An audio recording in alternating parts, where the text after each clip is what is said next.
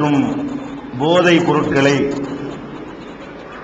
ஒழிக்க வேண்டும் என்ற சங்கற்பத்தை எடுத்துக்கொண்டு அதன்படி செயலாற்றுவதற்காக ஏற்பாடு செய்யப்பட்டிருக்கின்ற இந்த நிகழ்ச்சியிலே நாம் எல்லாம் பேரார்வத்தோடு பங்கெடுத்துக் கொண்டிருக்கிறோம்.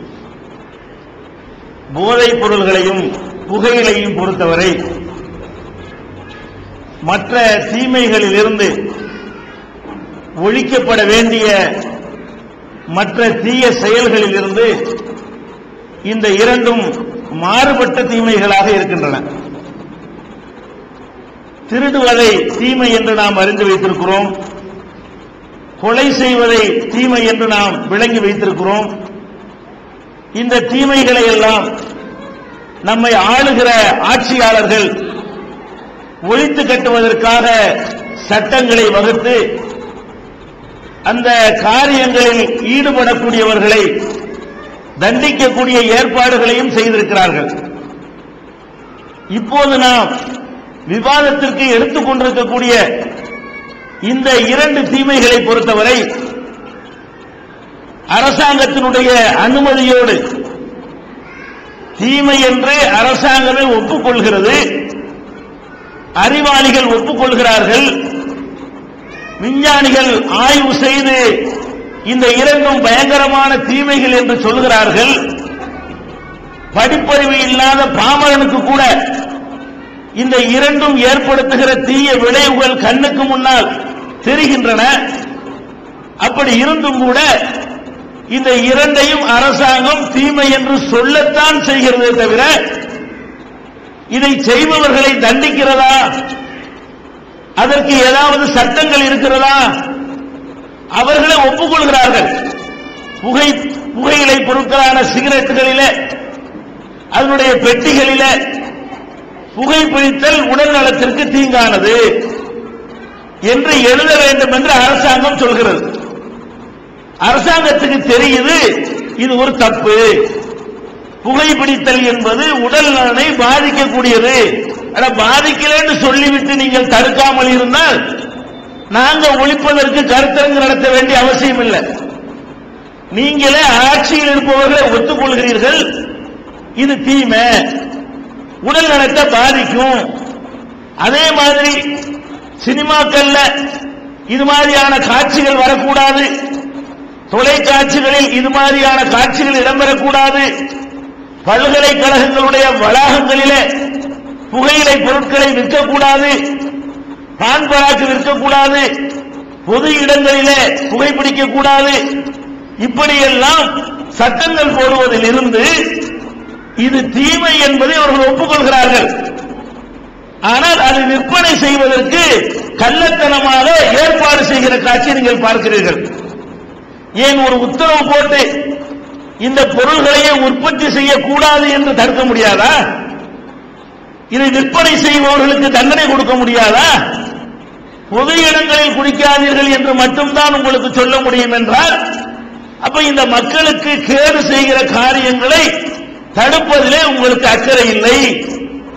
அதனால் அதனுடைய வரியின் மூலமாக கிடைக்கக்கூடிய பொருளாதாரம் உங்களை மனிதர்களுடைய நலனை புறந்தள்ள வைக்கிறது என்றுதானே இதுக்கு பொருள். அதே மாதிரி மதுபானத்தை எடுத்துக் கொள்ளுங்கள், எல்லா விதமான போதைப் பொருட்களையும் எடுத்துக் கொள்ளுங்கள். இதெல்லாம் தீமேண்டு ஆட்சியாளர்களுக்கு தெரியாதா? குடியை கெடுக்கும் போர்டு ஏன் போடுறாங்க? தெரிஞ்சுதானே போடுறாங்க. அப்ப குடியை கெடுக்கும் என்று நீங்கள் சொல்கிறீர்கள். அப்ப இந்த குடியினால் ஏற்படுகிற விளைவுகளை பார்க்கிறீர்கள். தேர்தல் தேதி அறிவிக்கப்படுமையானால் 2 நாளைக்கு முன்னாடி மதுக்கடையை மூட சொல்றீங்க. ஏன் 2 நாளைக்கு மட்டும்தான் வேலை செய்யுமா? அது தேர்தல் வரக்கூடிய நேரத்தில் 2 நாளைக்கு முந்தி மதுக்கடைகள்லாம் திறக்கக்கூடாது, சுயமா சிந்திக்க மாட்டான். அப்ப 2 நாளைக்கு சிந்திச்சா போதுமா? 5 வருஷத்துல 2 நாளைக்கு மட்டும் சிந்திச்சா போதுமா? அப்ப அவர்களுக்கு தெரிகிறது இந்த மதுபானம் போதைப் பொருள்கள் பயங்கரமான விளைவை ஏற்படுத்தும், மனிதனுடைய சிந்திக்கிற திறனை பாதிக்கும், அவன் ஒழுங்காக சிந்திக்க மாட்டான், பெரிய பிரச்சனை ஏற்படுத்துவான். இதெல்லாம் விளங்கித்தானே நீங்கள் குறிப்பிட்ட நாட்களிலே குறிப்பிட்ட நேரங்களிலே மதுபானம் அருந்தக்கூடாது என்று சொல்கிறீர்கள். அப்ப இந்த தீமைகளை ஒழிப்பதற்கு, இதை செய்பவர்களை தண்டிப்பதற்கு ஏதாவது சட்டம் இருக்கிறதா? இல்ல. அப்ப நம்ம தான் செய்யணும். ஏன் இதை நம்ம கையில் எடுத்துக்கொண்டு விளங்குதா? திருட்டு ஒழிப்பு கருத்தரங்களும் நீங்க செய்ய வேண்டியது இல்லை, அதுக்கு சட்டம் இருக்குது. கொலை ஒழிப்பு கருத்தரங்கம் நம்ம செய்யணுமா? அதுக்கு சட்டம் இருக்கிறது. எதுக்கு சட்டம் இல்ல? இந்த மாதிரி தீமை என்று சொல்லிக்கொண்டே வருகிற வருமானத்திற்காக வேண்டி நம்முடைய மக்களுடைய, பாமர மக்களுடைய, பொதுமக்களுடைய நலனுக்கு எதிராக செயல்படக்கூடியவர்கள் தான் ஆட்சி கட்டிலே அமர்ந்து கொண்டிருக்கிறார்கள் தொடர்ச்சியாக.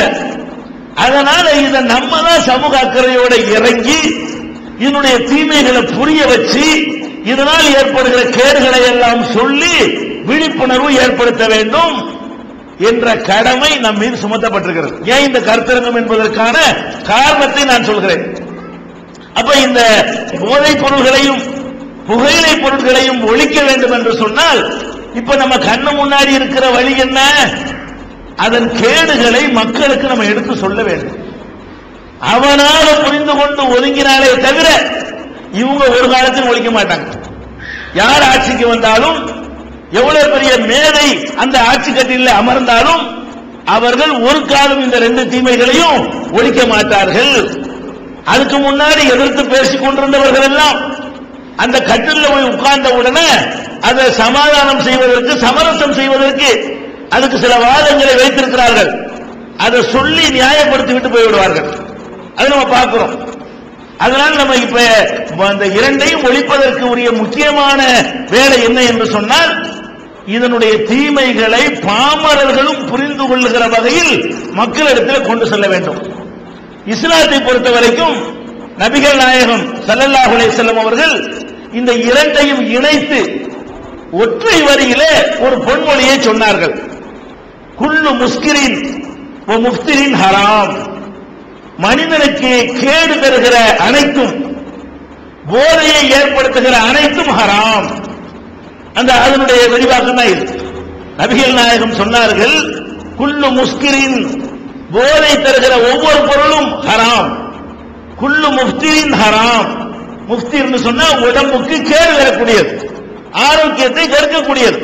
அப்ப ஆரோக்கியத்தை கெடுக்கும் என்றாலும் அது ஹராம், போதை ஏற்படுத்தும் என்றாலும் அது ஹராம், தடை செய்யப்பட்டது, குற்றம், பாவம் செய்யக்கூடாது என்று நபிகள் நாயகம் ஸல்லல்லாஹு அலைஹி வஸல்லம் அவர்கள் நமக்கு எச்சரிக்கை செய்திருக்கிறார்கள். இந்த அளவுகோலின் அடிப்படையில் முதலில் புகையிலை பொருளை எடுத்துக் கொள்ளுங்கள்.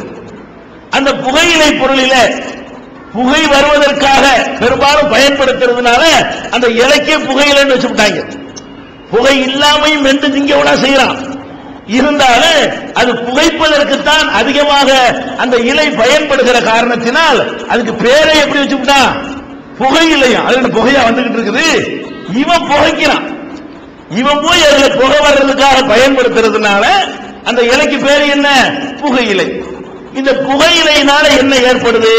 ஒரு இஸ்லாமியன் என்ற அடிப்படையிலையும், ஒரு ஒழுக்கம் பேணக்கூடியவன் என்ற அடிப்படையிலையும், தன்னுடைய ஆரோக்கியத்தை தானே பாதுகாத்துக் கொள்ளக்கூடியவன் என்கிற அடிப்படையிலையும், மற்றவர்களுக்கு தன்னால் எந்த கேடும் வந்துவிடக் கூடாது என்ற சமூக அக்கறை உள்ளவன் என்ற அடிப்படையிலும் நீங்கள் சிந்தித்து பார்த்தால், ஃபர்ஸ்ட் இந்த புகையிலையின் ஒரு அங்கமாக இருக்கிற புகைப்பிடித்தல், அது பீடி வடிவத்தில் இருந்தாலும், சுருட்டு வடிவத்தில் இருந்தாலும், சிகரெட் வடிவத்தில் இருந்தாலும், இந்த புகையை இழுத்து வெளியே விடுறான இது நல்லதா?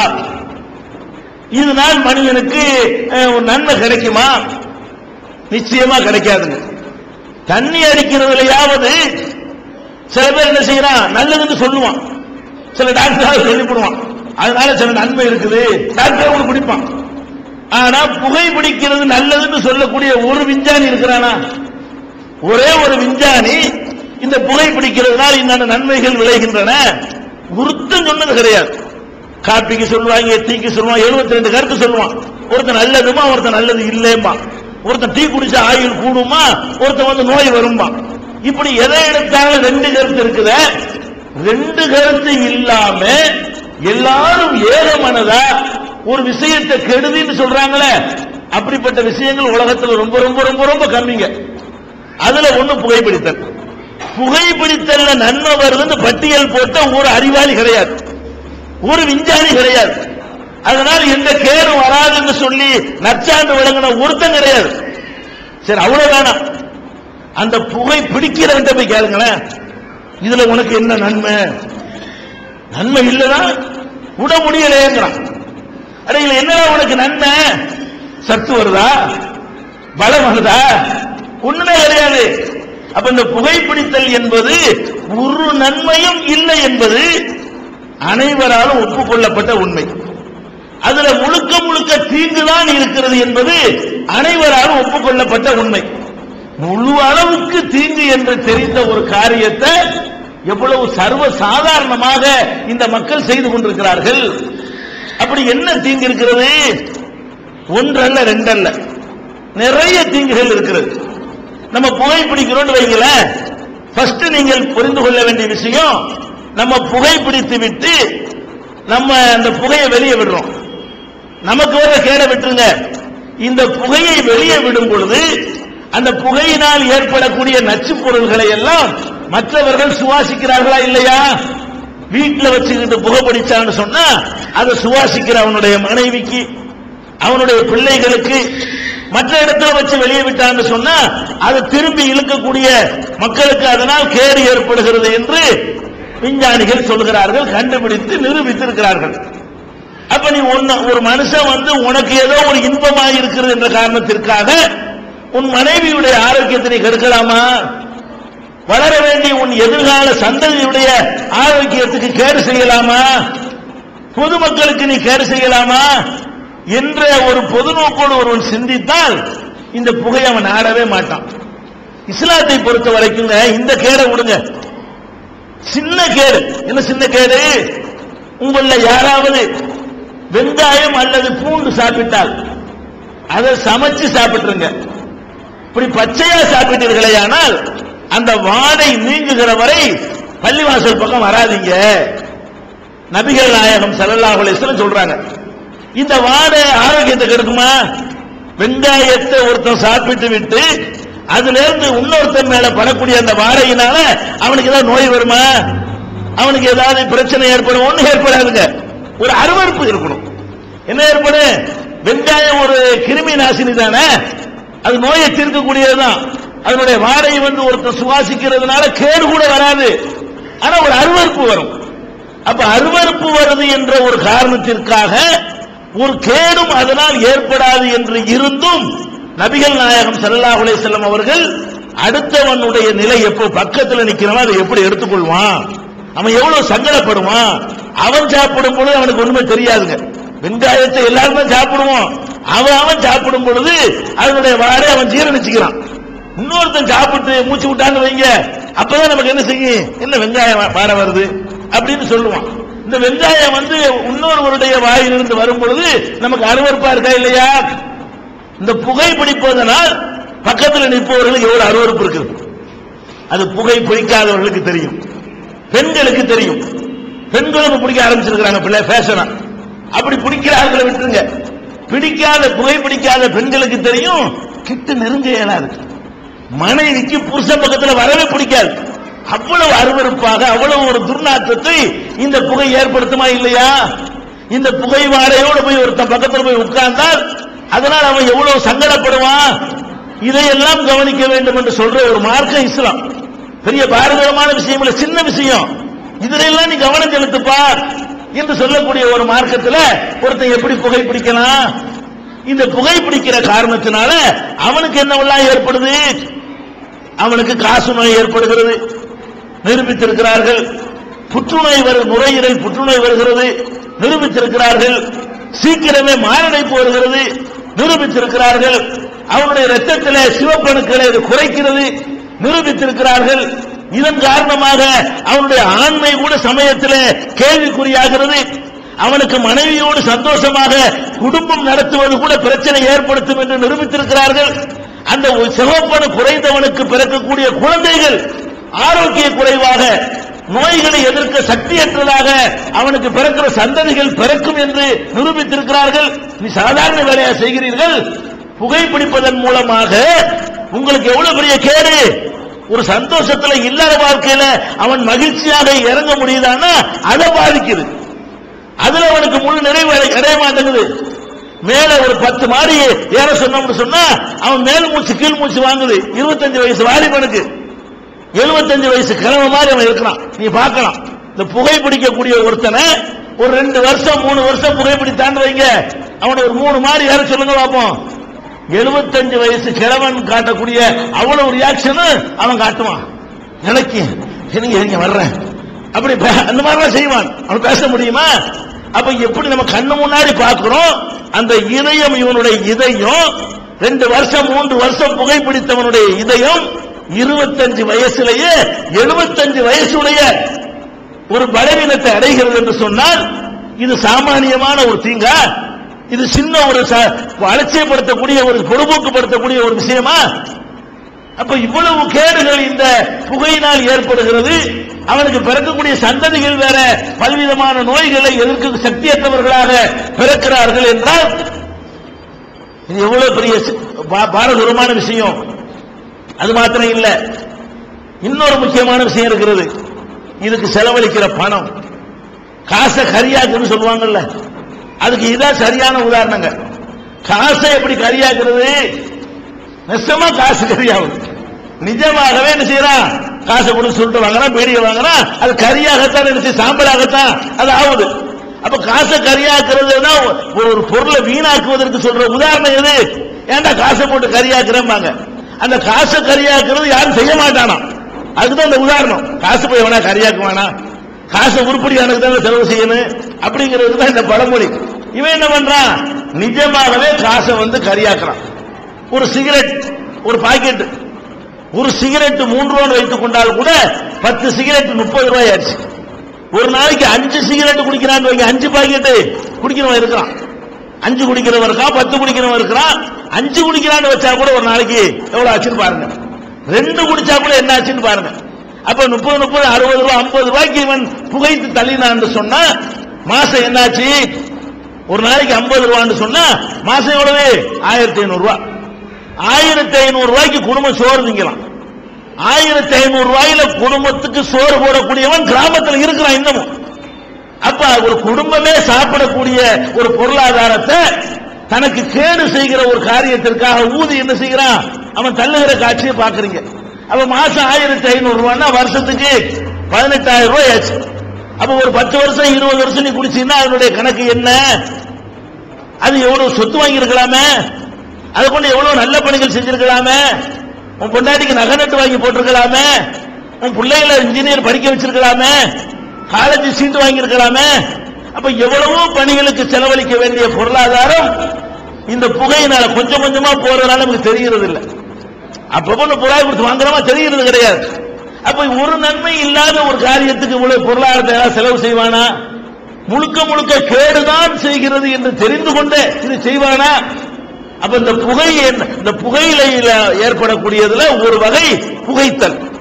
புகைத்தல் தொடர்பான பீடி சிகரெட் இந்த சுருட்டு அடிக்கக்கூடிய 10,000 கஞ்சாவில் ஆரம்பிப்பான். 10 ஏற்கனவே புகையிலே கெடுதியில் நிக்கோடின் இருக்குன்னு சொல்றான். அது 10வது புகையிலையோட சேர்த்து கொஞ்சம் கஞ்சாவையும் சேர்த்து இழுத்து அதை இழுத்தாருன்னு சொன்னா நிக்கோடினோட சேர்த்து அவருக்கு போதையும் கிடைக்கும். இப்படித்தான் அதுல விழுவுறா. இப்படி ஆரம்பிச்சு தான் பாதி பேர் தண்ணி அடிக்கிறவங்க நிக்கிறான்.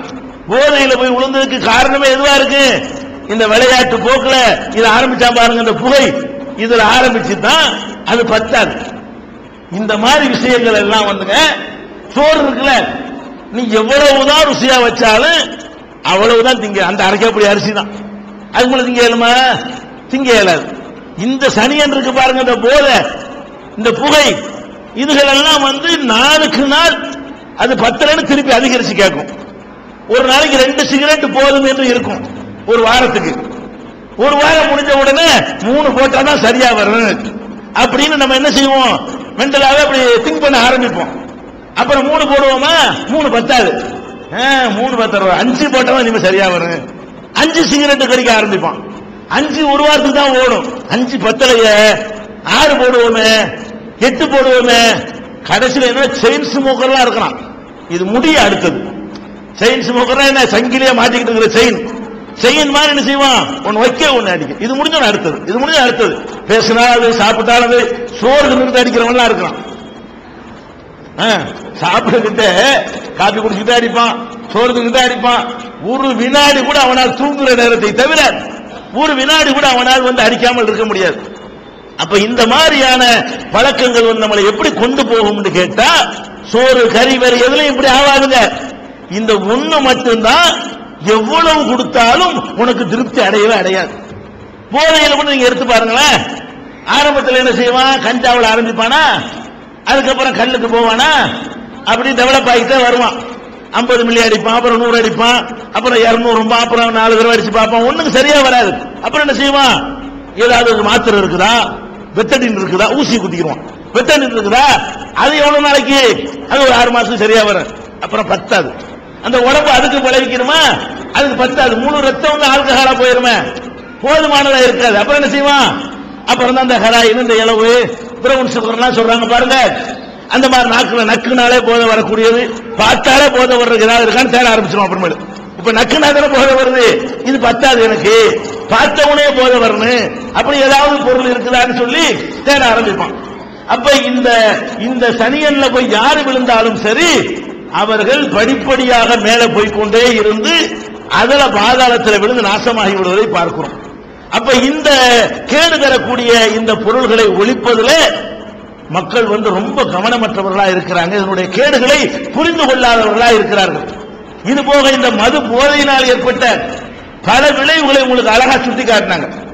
உதாரணத்தின் மூலம், கதைகள் மூலம், உங்களை சிந்திக்க தூண்டுகிற விதத்தின் மூலமாக அந்த போதைப் பொருள்களால் ஏற்படுகிற விளைவு என்ன? ஒண்ணு, அவன் பகுத்தறிவு என்ற அந்த கிரீடத்தை வந்து தூக்கி எறிஞ்சிடறான். மனுஷன் எதனால அங்க சிறந்து விளங்குறான்? எதனால ஆடு மாடை விட நம்ம எதனால சிறந்து விளங்குறோம்? நம்மள்ட்ட வலிமை கூடவா? ஒரு யானை ஒரு மிதி மிச தாங்க இயலுமா? ஒரு சிங்கத்தினுடைய ஒரு அடியை நமக்கு தாங்க முடியுமா? பின்னி எடுத்துட்டு போயிடும். அப்ப நம்ம எதுல நம்ம சிறந்து விளங்குறோம்? அதுக்கெல்லாம் இல்லாத ஒரு விசேஷம் மூளை நமக்கு இருக்கிறது, சிந்திக்கிற திறன் இருக்கிறது, பகுத்து உணரக்கூடிய அறிவு நமக்கு இருக்கிறது. இந்த பகுத்தறிவு தான் மனிதனுக்குடைய முக்கியமான அளவுகளை என்ன? அந்த பகுத்தறிவு தான். நீங்கள் இந்த போதைப் பொருள்களை, அது எந்த வடிவத்தில் இருந்தாலும் சரி, இந்த போதைப் பொருள்களை உட்கொள்ளக்கூடிய நேரத்தில் பகுத்தறிவை நீங்கள் இழக்கிறீர்களா இல்லையா? இது என்ன பெரிய ஆராய்ச்சியா பண்ணணும்? அத மனுஷனா இருக்க மாட்டேங்குதுன்னு அர்த்தம். ஒருத்தன் பகுத்தறிவை இழந்துட்டான்னு சொன்னா என்னத்தை இழந்துடுறான்? மனிதன் என்ற அந்த கிரீடத்தை அவன் இழந்து விடுகிறான். அந்த நேரத்தில் அவன் மனிதனாக இல்லை. அதான் அர்த்தம். மனுஷனை சிந்திக்கணும்லப்பா. இதுக்கு பெரிய ஆராய்ச்சி வேணுமா? இதுக்கு பல்கலைக்கழகத்தில் போய் படிக்கணுமா? நம்ம 4 குடிகாரனை கவனிச்சாலே போதும்.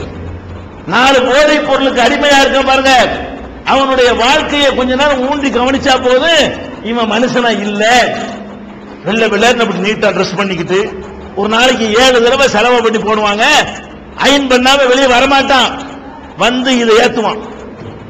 இதை ஏத்தவன் என்னவாயிரும்? வேட்டி ஒரு பக்கம் கிடைக்கும், சட்டை ஒரு பக்கம் கிடக்கும், சாக்கடையில் உளுந்து கிடப்பான். பார்த்திருக்கிறீங்களா? அடே, நீ மனுஷன் எவ்வளவு கண்ணியமா வீட்டுல இருந்து வெளியே வந்த, வரும்போது எப்படி மைனர் சின்னத்துக்கு மாட்டின, சென்ட் அடிச்ச, போய் அதை அடிச்ச, இதை அடிச்ச, உனக்கு ஸ்ப்ரே அவ்வளவு தேவைப்படுச்சுல. இப்ப நீ கிடக்கிற சாக்கடைன்னு உனக்கு தெரிய மாட்டேங்குது. உன் வேட்டிலாம் சேரு சகதியுமா இருக்க, அது உனக்கு தெரிய மாட்டேங்குது. 4 பேர் மதிக்கணுங்கிறதுக்காண்டு வெள்ளையும் சொல்லையுமா வந்திய, பாக்குறவன் எல்லாம் உன்னை எள்ளி நகையாடிட்டு போறான, அது உனக்கு தெரிய மாட்டேங்குது. இது ஒரு வாழ்க்கையா? இது ஒரு பழக்கமா? இது ஒரு நன்மையா?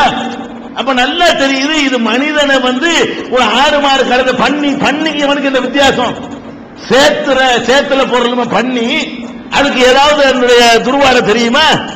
எரும மாட்டுக்கு தெரியுமா? கழுதைக்கு தெரியுமா? கற்பூர வாசனையும் பாங்க. அந்த நிலையில இவன் ஆளாவுறானா இல்லையா? சாக்கடையில் உனக்கு தள்ளுனால அவனுக்கு தெரியுமா?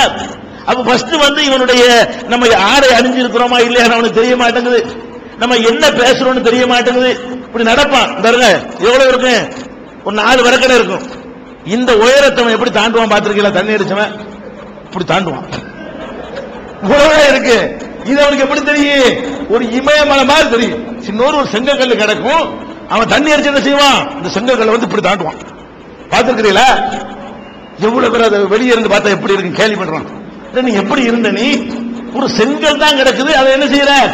பெரிய இமயமலை மாதிரி சினிமாவில் காட்டுவாங்கல்ல, சின்ன விஷயத்தை பெருசா, அந்த மாதிரி இவனுக்கு தெரியுது பாருங்க. கேமரா இல்லாமலேயே இவனுக்கு இயற்கையாவே எப்படி தெரியுது? சின்ன சின்ன விஷயங்கள்லாம் ஒரு பெருசா தெரிகிறது. அதே மாதிரி இவனுக்கு ஒண்ணு நிறைய பார்க்கலாம். மூளை இருந்துட்டானா இல்லையா? உன் கண்ணு ஒழுங்கா இருக்குதா? உன் கண்ணு வந்து செங்கலா உனக்கு பார்க்க தெரியுதா? 4 விரக்கடைய 4 அடியா நீ பாக்குறியடா? இந்த நிலைமைக்கு போறது வந்து 6 மலை விட கேவலமா போயிருந்த மிருகங்கள் கரெக்டா பார்க்குமே. இவன் மிருகத்தை விட்டு கீழே போயிட்டாங்க. மிருகங்கள் வந்து அதுக்கு என்ன உயரமோ அதை கரெக்டா கணக்கு பண்ணி தாவிரும். இவனுக்கு அது கூட செய்ய முடியுதா? ஒரு வகையில பார்த்து அல்லாஹ் சொல்லி காட்டினான். குர்ஆன்ல ஒரு வசனம் இருக்கிறது, லஹும் குலூபுன் லா யஃகஹூன பிஹா, இவர்களுக்கு உள்ளங்கள் இருக்கின்றன, அதை கொண்டு இவர்கள் சிந்திக்க மாட்டேன் என்கிறார்கள்.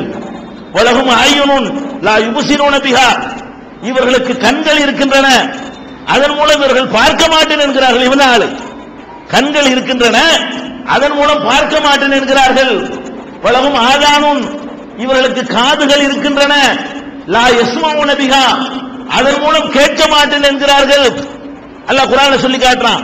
அப்ப கண்கள் இருந்து உன்னால பார்க்க வேண்டிய விதத்தில் பார்க்க தெரியல, காது இருக்குது கேட்க வேண்டிய விதத்தில் உன்னால கேட்க தெரியல, மூளை இருக்குது சிந்திக்க வேண்டிய விதத்தில் உன்னால் சிந்திக்க முடியல.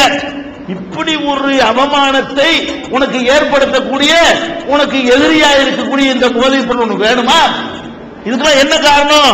இந்த 200 மில்லி தானப்ப காரணம், அந்த ஹெராயின் தானே காரணம், அந்த ஊசி தானே காரணம். இதை வந்து நன்றாக இந்த விளைவுகளை தெரிந்து கொண்டே என்ன செய்யறான்? இதை செய்யறத பாக்குறீங்க. அதே மாதிரி எத்தனை பேரை பாக்குறோம், ஒரு தடுத்தா கீழே விழுந்துருவான். இந்த தண்ணி அடிக்கிறவன் இருக்கான, தண்ணி அடிக்க முடிஞ்சு சொல்றேன், நம்மள்ட்ட வருவான், நம்ம ஒரு சொல்லுங்க முதலாளிமா. அப்ப என்ன அர்த்தம்?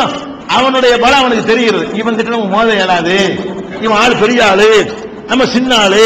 ஒரு போலீஸ்காரன் கிட்ட போறோம், போலீஸ்காரன் போய் சத்தாக்குவானா? சத்தாக்க மாட்டாங்க. போலீஸ்காரன் எல்லாத்தையும் பின்னி போடுவான், தெரியும். இந்த தண்ணி அடிச்சவன பாருங்க, இவன் யாருன்னு இவனுக்கே தெரியாது. எஸ்பி போய் என்ன எஸ்பி பெரிய ஆளா போட்டு பின்னி எடுத்துருவாங்க. நம்மகிட்ட வருவான், தண்ணி அடிச்சவன ஒரு வீரமாயுது. அடை உன்னுடைய பலம் என்னங்கிறது ஏற்கனவே ஒழுங்கா இருக்கும் உனக்கு தெரிஞ்சா இல்லையா? நம்ம இவன்ட்ட மோதலாம், இவன்ட்ட மோதக்கூடாது, இந்த வார்த்தையை சொல்லலாம், இந்த வார்த்தை வெல்லும், இந்த வார்த்தை கொல்லும், இதெல்லாம் வழங்க செஞ்சா இல்லையா? இந்த தண்ணி அடிச்சவன் நீங்க பாத்தீங்கன்னு சொன்னா யார்கிட்ட வேண்டாலும் இவன் சத்தாய்ப்பான். கடைசியில் என்னவாயிருவான்? அடி வாங்கி பின்னி எடுத்துருவாங்க. வாயினால பேசுவானே தவிர இவனால ஏதாவது செய்ய முடியுமா? ஒரு செங்கலத்துக்கு இப்படி நடக்கிறவன் நம்மள என்ன செஞ்சிருவான்? வாயை வச்சிருந்தோம், தலை சீவிரம் பார்ப்போம், அப்படி ஒண்டி கொண்டு வரையாடாமா. எவனாச்சும் இறங்கி ஒரு தடுத்தா போடுறதில்ல, அவ்வளவுதான், பணமா கூட ஆயிடுவான். சில நேரத்தில் பலமா தட்டி விட்டோம்னா அவரை பணத்தை தூக்க வேண்டியதான். அப்ப இந்த அளவுக்கு ஒரு மனிதனை வந்து அவன் யாரு, அவன் என்னங்கிறது தெரியாத பார்க்குதா இல்லையா? கட்டண பொண்டாட்டி, அவனுக்கு காலமெல்லாம் கஷ்டப்படக்கூடியவன், அவன் அங்கிருந்து சம்பாரிச்சுட்டு எப்போ வருவான், அதை வச்சு கஞ்சி காய்ச்சி ஊத்தலாம்னு காத்துக்கிட்டு இருக்காள வீட்டுல. வாங்கின சம்பளத்தை அம்பட்டி குடிச்சிட்டு போய் உள்ள போய் பொண்டாட்டி இழுத்து போட்டு அடிக்கிறானா இல்லையா? அட நீ ஒரு மனைவி நீ அடிக்கிறிய, ஒரு அவ அடிக்கிறதுக்கு உரிய என்ன காரியத்தை செஞ்சா நீ அடிக்கிற? ஒண்ணும் கிடையாது.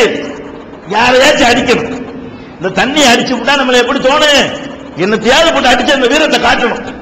வெளியில அடி வாங்கிட்டு வந்துட்டானா, அப்ப அடிவான வாங்கிக்கிறவ யாரு? பொண்டாட்டி. வந்து இழுத்து போட்டு அடிச்சு வெளியில உள்ளவெல்லாம் பார்த்து அவ பொண்டாட்டி ஜாக்கெட்டை இவனை கிழிப்பான். இன்னொருத்தன் கிழிக்கும் போது காப்பாற்ற கடமைப்பட்டவன் பொண்டாட்டி சிலை இவனை உருவான். இன்னொருத்தன் உருவும் போது இவனை காப்பாற்ற கடமைப்பட்டிருக்கிறான். அப்ப தன் மனைவியுடைய மானத்தை, மரியாதையை, ஒழுக்கத்தை எல்லாம் காப்பதற்கு பொறுப்பேற்றிருக்கக்கூடிய இவன் பொண்டாட்டி இழுத்து அடிக்கிறானா இல்லையா? இவன் பொண்டாட்டியுடைய ஆடையை கிழிக்கிறானா இல்லையா? அவளை இழுத்து போட்டு ரோட்ல போட்டு அடிக்கிறானா இல்லையா?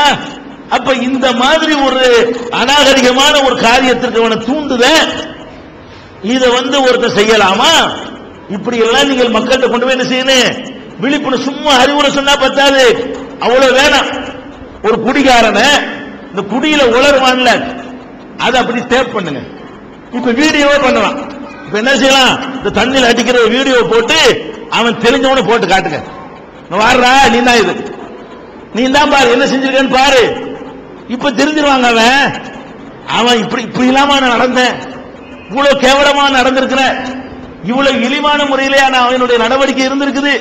அவ்வளவு அவனே வெற்றி தலை குனிகிற அளவுக்கு அந்த நிகழ்ச்சிகள் இருக்குமா இருக்காதா? தாய்க்கும் தாரத்துக்கு வித்தியாசம் தெரிய மாட்டேங்குது. பொண்டாட்டி நினைச்சு யாரை போய் கையை பிடிச்சிருக்கிறான், அம்மாவை பிடிச்சிருக்கிறான், அக்காவை பிடிச்சிருக்கிறான். அப்ப இந்த மாதிரி எல்லாம் நடக்கிறதுக்கு காரணம் எது? இந்த தண்ணி தான். எம்ஜிஆர் சத்துணவு கொண்டு வந்தாரு. சத்துணவு கொண்டு வர்றதுக்கு என்ன காரணம் சொன்னாரு தெரியுமா? இவங்க எல்லாம் குடிச்சு விட்டு வீட்டுல கொண்டாந்து காசை கொடுக்காம வாங்கின சம்பளத்தை குடிச்சு விட்டு பிள்ளைகளை பட்டினியா போடுறாங்க. பிள்ளைகளை பட்டினம் போடுறதுனால என்ன செய்யறாங்க? பெண்கள்லாம் பிள்ளைங்களை வேலைக்கு அனுப்பிடுறாங்க, படிக்க வைக்க மாட்டேங்கிறாங்க. பிள்ளைகளுக்கு சோறு கொடுக்க முடியல. புருஷங்காரன் சோத்தை கொடுத்தா பிள்ளைய படிக்க வைப்பாங்க. அதனால இந்த குழந்தைகளுக்கு நான் சோறு கொடுக்கிறேன், மதிய உணவு கொடுக்கிறேன்னு சொல்லி அவர் சத்துணவை நெஞ்சாரு எம்ஜிஆர் கொண்டு வந்தார். காமராஜர் கொண்டு வந்தார். ஒரு அளவுக்கு எம்ஜிஆர் வந்து அதை விரிவுபடுத்தினார். அதுக்கு சொன்ன காரணம் என்ன? இதுதான் காரணம். குடும்ப தலைவனாக இருக்கிறவன் கிராமங்கள்ல குடிச்சு விட்டு வந்து பொண்டாட்டிக்கு சோறு கொடுக்க மாட்டேங்கிறான். அப்ப இந்த பிள்ளையை நம்பி தான் வாழ வேண்டிய நிலைமை.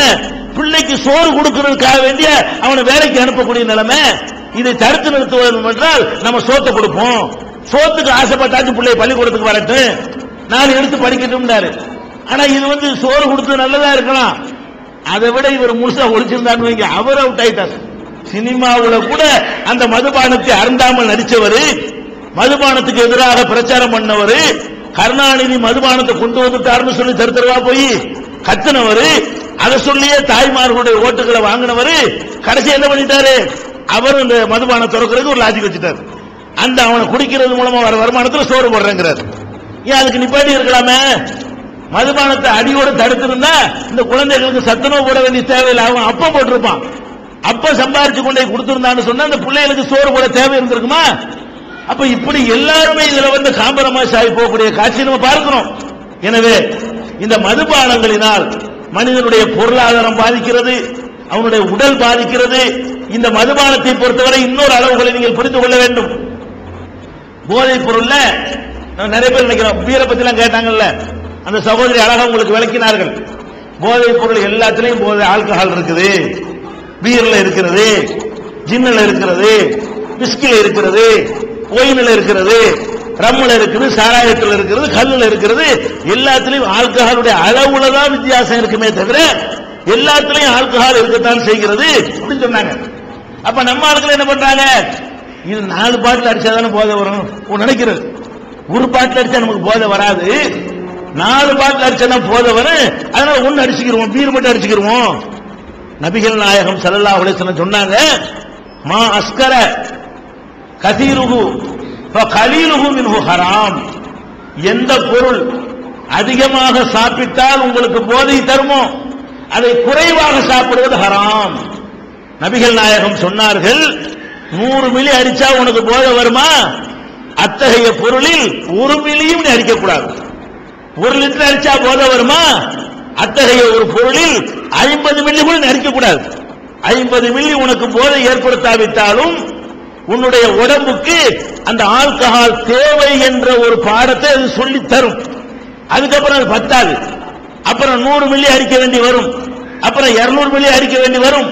உன்னை கொஞ்சம் கொஞ்சமாக அந்த உடம்பு ஆல்கஹால் போதவில்லை என்ற உடனே பெரிய அளவில் கொண்டே தள்ளிருங்கிற காரணத்தினால நபிகள் நாயகம் சொன்னார்கள், எந்த பொருளை அதிகம் சாப்பிட்டால் போதை வருமோ அந்த பொருளை குறைவாக கூட சாப்பிடக்கூடாது. இன்னும் சொல்ல போனாங்க, பழைய சோறு இருக்க அதை கூட 2வது நாள் சாப்பிடக்கூடாது. ஏன்? அது ஆல்கஹால் இருக்குது. இந்த ஒரு நாளைக்கு தண்ணி ஊற்றி வைக்கிறீங்களே அதுலதான் ஆல்கஹால் இல்ல. 2வது நாள் வச்சீங்கன்னா அதுல அப்படி உங்களுக்கு தூக்கம் வருது பாருங்க, அது தூக்கம் அல்ல, அது ஒரு மைல்டான ஒரு போதை. அதுல 5 நாளைக்கு வச்சீங்கன்னு சொன்னா அது உங்களை பிறகு அளவுக்கு என்ன செய்யும், அதுல ஒரு போதை இருக்கிறது. ஒரு பொருளை வந்து தண்ணீரை ஊற்றி நீண்ட நாட்கள் வைக்க வைக்க அதுல என்ன செய்யும், ஆல்கஹால் அதிகரிச்சுக்கிட்டே போகும். பழைய சோத்தை கூட ஒரு நாளைக்கு சாப்பிடலாமே தவிர 2வது நாள் சாப்பிட்டால் அது கூட ஹராம் ஆயிருங்க. அதுல ஆல்கஹால் இருக்கிறது. அதுக்கு நபீதுன்னு பேரு அரபில. அதை கூட நபிகள் நாயகம் ஸல்லல்லாஹு அலைஹி வஸல்லம் அவர்கள் பழங்களை உணவுகளை தண்ணீர்ல ஊற வச்சு அதிக நாட்கள் ஊற வைத்ததனால் அதுல ஆல்கஹால் ஃபார்ம் ஆகும்னு சொன்னா அதை நீங்கள் பயன்படுத்தக்கூடாது. இப்படி எல்லாம் இஸ்லாம் மார்க்கம் வந்து அந்த சின்ன ஒரு அடிப்படையில் நுழையும் பொழுது நம்மளை தடுத்து நிறுத்துகிறதை நம்ம பார்க்கிறோம். அதனால இந்த போதைப் பொருளுக்கு எதிராக கடுமையான ஒரு போக்கை நம்ம மேற்கொள்ள வேண்டும். இன்னொன்றை நம்ம மக்களுக்கு சொல்லணும். இந்த தண்ணி அடிக்கிறவனை எடுத்தாலும் சரி, புகைப்பிடிக்கிறவனை எடுத்தாலும் சரி அவனுக்கே தெரியும் கெடுதான், ரொம்ப இழப்பா தான் இருக்குது, அப்ப மாதிரிலாம் சந்தோஷமா குடும்ப வாழ்க்கை ஈடுபட முடியல, ரொம்ப கஷ்டமா தான் இருக்குது அப்படிமா விட வேண்டியதானடா.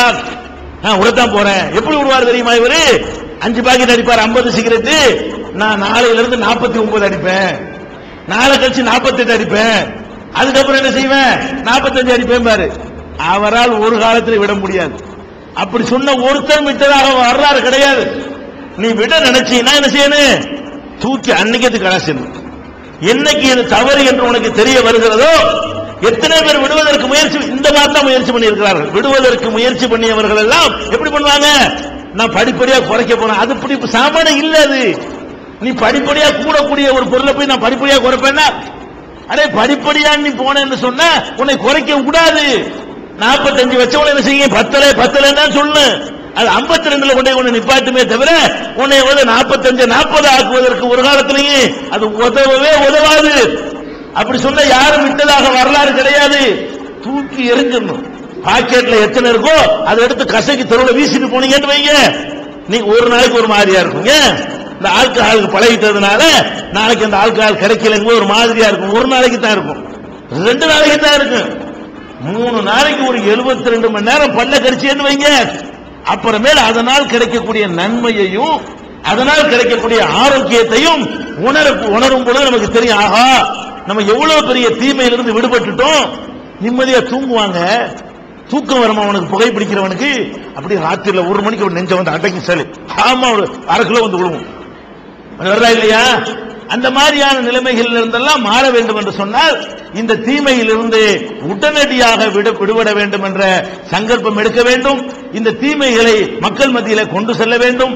மக்கள் எல்லாம் புரிந்து கொள்ளக்கூடிய வகையில இந்த தீமைகளை வெளிப்படையில இங்க போறதுனால புண்ணியம் கிடையாது. நம்ம எல்லாம் பிடிக்கிற ஆள் கைது பார்ப்போம். இங்க வந்திருக்கிற ஆட்கள் புகைப்பிடிக்கிற ஆட்கள் கைது பார்ப்போம் இருக்காது. தௌஹீத் ஜமாத்தை பொறுத்த வரைக்கும் புகைப்பிடிக்கக்கூடியவர்கள் இருக்க மாட்டார்கள். தண்ணி அடிக்கிறவங்க கை தூக்குங்க, இருக்க மாட்டீங்க. அப்ப புகையை பிடிக்காதவங்களும் தண்ணி அடிக்காதவங்களும் உட்கார்ந்து பேசின புண்ணியம். இந்த போதை ஒழிப்பு கருத்தரங்கத்தை எங்க நடத்தணும்? இங்கே நடத்தக்கூடாது. இது மாதிரி நடத்துவது நம்ம எதுக்கு இப்ப நடத்துறோம் கேட்டா, நீங்க சொல்வதற்கு உத்வேகம் பெறுவதற்கு தான், உங்களுக்கு சொல்லித் தருவதற்கு அல்ல. நீங்க எல்லாம் தப்புன்னு விளங்கி வச்சிருக்கிறீங்க. அப்ப இது எதுக்கு இங்க சொல்றோம்? இதுதான் இந்த மாதிரி ரூமுக்குள்ள நடத்துனது முதல் கடைசி கூட்டமா இருக்கணும். இந்த கருத்தரங்கங்கள் எல்லாம் பப்ளிக்கா வெளியில கொண்டு போடணும். எந்த பக்கத்துல தண்ணி அடிக்கிற மக்கள் இருக்கிறார்களோ, எந்த பக்கத்துல போதை குடிக்கிற மக்கள், போதையில அடிமையான மக்கள் இருக்கிறார்களோ, புகைப்பழக்கத்திற்கு ஆளான மக்கள் இருக்கிறார்களோ, அந்த தெருக்கல்ல போய் நீ விரும்பினாலும் விரும்பாட்டாலும் எங்க குரல் உன்னை வந்து தட்டும், உன்னை விழிப்புணர்வு ஏற்படுத்தும் சொல்லி போனாதான் அது அர்த்தம் உள்ளதா இருக்கு. பப்ளிசிட்டி கிடைக்கலாம், பேப்பர்ல படம் வரும், இதுல நன்மை கிடைக்குமா? இந்த மாதிரியான காரியங்களை எல்லாம் நம்ம என்ன செய்யணும்? பகிரங்கமாக கொண்டு செல்ல வேண்டும். ஒரு வகையில் பார்த்தால் இந்த புகையிலை எடுத்துக்கொண்டால், புகைப்பொருட்களை எடுத்துக்கொண்டீர்களே, ஆனால் நம்ம சமுதாயம் தான் அதிகமாக அதுல ஈடுபட்டு இருக்கு. அது வெட்கப்பட வேண்டிய ஒரு விஷயம். எந்த சமுதாயம் இதெல்லாம் ஒழிக்க கடமைப்பட்டிருக்கிற சமுதாயம். பீடி பேர்லாம் எடுத்துக்கிறங்க, சொக்கலால் பீடி, சூரியன் பீடி, அது மாதிரியான பீடிகள்லாம் கணேஷ் பீடி நம்ம கம்மியா தான் இருக்கு. நம்ம ஆளுக்கு பிராண்ட எண்ணி பார்த்தீங்கன்னு சொன்னா அதிகம் செய்யது பிடிமா, ராஜா பிடிமா, காஜா பிடிமா, பாவட்டா பிடிமா, அதுக்கப்புறம் கடமாருக்கு பிடிமா, தாஜ்மஹால் பிடிமா, வீடியுடைய நம்பரை எடுத்து பார்த்தீங்கன்னு சொன்னா எது ஜாஸ்தி? எல்லாம் நம்ம ஆளுக்கு தான். மக்களை கெடுக்கிறதுக்காக வேண்டி சம்பாதிக்கின்ற தொழில் செய்யக்கூடியவர்கள் நம்ம ஆட்கள் தான் இருப்பாங்க. சுத்துறவன் யாருன்னு பாருங்களேன். யார் சுத்துவான் அதிகமா? மேலப்பாளையத்தில் சுத்துவான், குடியாரத்தில் சுத்துவான். எல்லாம் யாரு? பாய் தான். ஆம்பளை பொம்பளை அம்பிட்டு பேரும். அடுத்தவனை கெடுத்து நாசமா போனா சரி, எனக்கு 50 ரூபாய் கிடைச்சா போதும், இது ஒரு தொழில் என்று நினைத்துக் கொண்டு அதிகமாக இந்த பீடி தொழில செய்யக்கூடியவர்களும் நம்ம சமுதாயத்து மக்களாக இருக்கிறார்கள். அதை மார்க்கெட் பண்ணக்கூடியவர்களும் நம்ம சமுதாயத்து மக்களாக இருக்கிறார்கள். அப்ப நம்ம இதை முதல்ல நம்மளை விழிப்புணர்வு செய்யணும். இது போய் மக்கள்கிட்ட சொன்னா உங்க தானே ஜாஸ்தியா பீடி கம்பெனி வச்சிருக்கானுவோ அப்படின்னு கேட்கிறாங்க. அவனை நம்மாளா? இஸ்லாத்துக்கு பிறந்த நம்மாளா? அல்லாவும் நபிகள் நாயகமும் சொன்னபடி அவன் நடக்கிறான், அவன் தான் நம்மாள். அப்ப அந்த மாதிரியான நம்ம சமுதாய மக்களால் தான் அதிகமான இந்த பீடி சிகரெட் நம்மளுக்கு ஜாஸ்தி கிடையாது. சகோதரர் அவர் பெரியவர் சொன்னார் இல்லையா, இந்த சார்மினார் அது ஒண்ணுதான் நம்மாளு. பாக்கி எல்லாம் யாரு? எல்லாம் இந்தியா டுபாக்கோ தான். இருந்தாலும் சாதாரண மக்கள் பயன்படுத்தக்கூடிய இந்த பீடி தொழில ஈடுபடுற மக்கள் மீட்டெடுக்கணும். ஈடுபடாதீங்க. நம்மளும் கடை வச்சிருந்தோம்னு சொன்னா அந்த பீடியை விக்கிறோம். எதுக்கு விக்கிறோம்? அதுல கிடைக்கிற 10 ரூபாய் காசுக்காக வேண்டி எவன் செத்தாலும் பரவாயில்லைன்னு நினைக்கிறதா? அதுல நீங்க காம்ப்ரமைஸ் ஆகுறீங்களா இல்லையா? நீங்கள் அது மாதிரியான ஒரு வெத்தலை பாக்கு கடை வச்சிருந்தால் நீங்க பீடி விற்க மாட்டோம்னு சொல்லக்கூடிய எத்தனை பேர் இருக்கிறீங்க? அதை தூக்கி எறியணும். வேண்டாம். ஒருத்தருக்கு நோய்களை ஏற்படுத்தித்தான் எனக்கு காசு வரும் என்று சொன்னால் அந்த காசு எனக்கு வேண்டாம். 1000 ரூபாய் கிடைக்கிறதுல 50 ரூபாய் கிடைக்கட்டும். அது எனக்கு ஹலாலான முறையில் கிடைக்க வேண்டும் என்று சங்கற்பம் எடுக்கணுமே தவிர இந்த பீடி சிகரெட் விற்கிறது, சுருட்டுறது, அதுக்கு துணை செய்கிறது, அதுக்கு விளம்பரப்படுத்துறது, இந்த மாதிரியான காரியங்கள்ல கூட நம்ம ஒதுங்கி நின்று முன்மாதிரியாக இருந்து இந்த தீய பழக்கத்திலிருந்து மக்களை மீட்டெடுக்க வேண்டும். பொதுமக்கள் மத்தியில் இந்த நிகழ்ச்சியை கொண்டு செல்ல வேண்டும். எல்லா மக்களுமே இந்த பீடி சிகரெட்டுக்கு எதிராக கொந்தளிக்கக்கூடிய ஒரு நிலைமையை, போதைப் பொருளுக்கு எதிராக கொந்தளிக்கக்கூடிய ஒரு நிலைமையை, விழிப்புணர்வை ஏற்படுத்த வேண்டும். நிச்சயமாக நம்ம முயற்சி பண்ணினால், உழைத்தால் ஏற்படுத்த முடியும். நபிகள் நாயகம் ஸல்லல்லாஹு அலைஹி வஸல்லம் அவர்கள் இதெல்லாம் விட அதிகமாக போதை பழக்கம் உள்ள மக்கள் மத்தியில் தான் பிரச்சாரம் செய்தார்கள். பிறகு குடமாக ரோட்ல போட்டு உடைக்கலையா? மக்களை நம்ம உழைத்தோம் என்று சொன்னால், பாடுபட்டோம் என்று சொன்னால் நிச்சயமாக அந்த மாற்றத்தை ஏற்படுத்த முடியும் என்ற நம்பிக்கையோடு களமிறங்கி போராடுவோம். அல்லாஹ் ரப்பல் ஆலமீன் இத்தகைய தீமையை ஒழிக்கக்கூடிய முதல் படை தளபதிகளாக நம்மை அங்கீகரித்துக் கொள்வானாக என்று கூறி என்னுடைய உரையை நிறைவு செய்கிறேன். ஹாய் ஃப்ரெண்ட்ஸ், இந்த வீடியோ உங்களுக்கு பிடிச்சிருந்தா லைக் பண்ணுங்கள், ஷேர் பண்ணுங்கள், ஆன்லைன் பிஏ சப்ஸ்கிரைப் பண்ணுங்கள். தேங்க்யூ.